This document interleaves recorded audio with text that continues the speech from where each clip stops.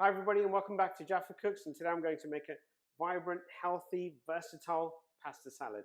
Okay, so before we start, if you haven't already subscribed to my channel, please do so. Click on the bell icon, get the latest updates, share with your family and friends, and give me a big thumbs up. All right, so it's one of the most simple things to make, but if you get it wrong, it tastes awful. So let me show you how it really does. So I've got some ingredients here. I've got some pasta, and I've got some ingredients that I like. Now you could compensate some of these to how you like your pasta salad. So I've got a red bell pepper, I've got some tomatoes, and they're a mixed color of tomatoes. Some of them are different regions and different tomatoes. Onions, celery, olives, gherkins, and some general stuff like mayonnaise, mustard, some olive oil, salt, and pepper. So to create this into a dish that's really going to be healthy and everybody's going to like, I'm just going to pop in the olive oil first. And it's all about really getting this right. And from the beginning, if you get it right, it'll taste nice as well. So let's get the garlic in there as well, just a little bit of garlic. And I've got some mixed herbs. And what we want to do is just really get the garlic to start opening up and infusing with the olive oil.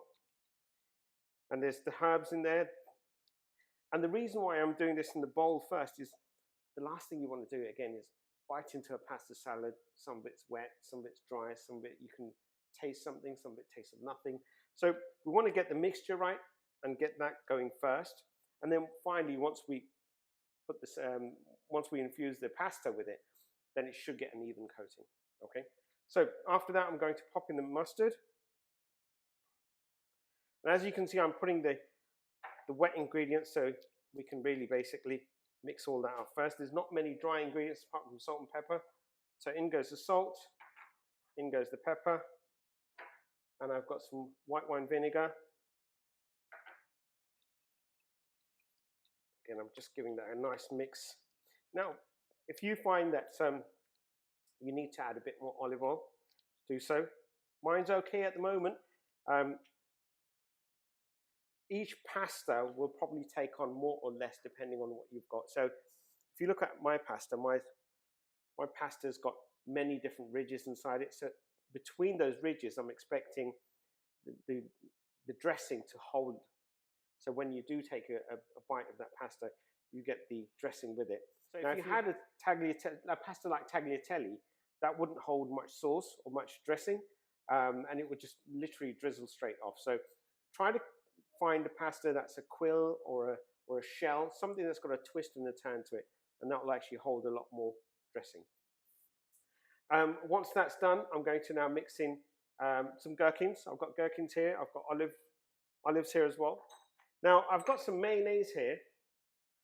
Now, this is where a lot of people get divided between whether we should have some or not. I always use mayonnaise because it gives it that extra creamy taste. So I've put a mayonnaise in my pasta salad. Now, if you feel that you're not a great fan of mayonnaise, compensate it with some additional olive oil and some lemon juice, and that should do the trick. But you'll find that having that additional creamy mayonnaise does add a lot of flavor and that texture as well to the pasta salad. Right, so I'm getting there now. In goes the celery and the bell pepper. Now, a lot of people have different colors of bell pepper. You can have red, green, yellow, orange. I'm sticking with one, and the reason is because my tomatoes are a really vibrant color. Right, so I've mixed in the ingredients. Now, what I do want to do at this moment in time is do want to taste it. And the reason why we need to taste it at this point in time is to actually taste whether it needs additional salt, pepper, maybe it's some mayonnaise.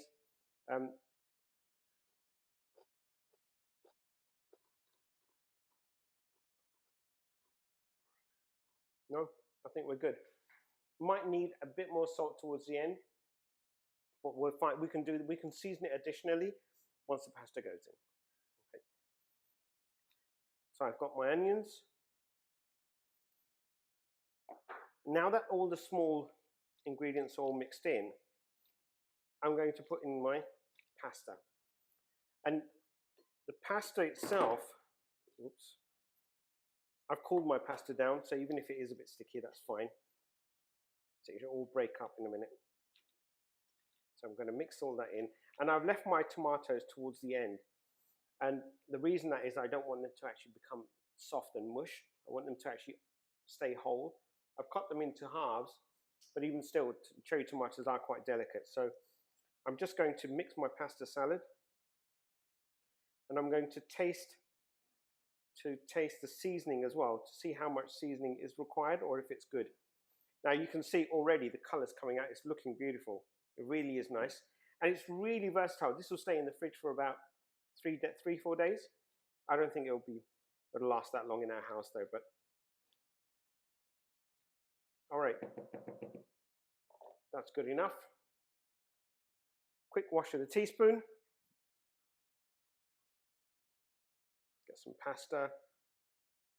Trying to get a bit of everything really. All right. Wow. Doesn't need anything actually. Not even salt. Quite surprised. Maybe some of the salt that I put in with the pasta in the beginning when I was boiling the pasta is actually seeped into the pasta itself.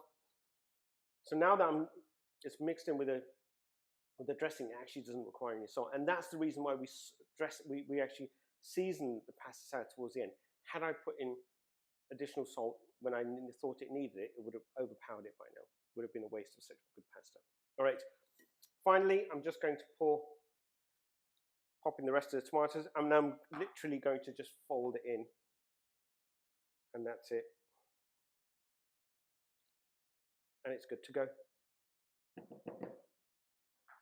Enjoy your pasta salad with some chicken, some tuna, maybe even a barbecue. See you again. Have a great one. Bye for now.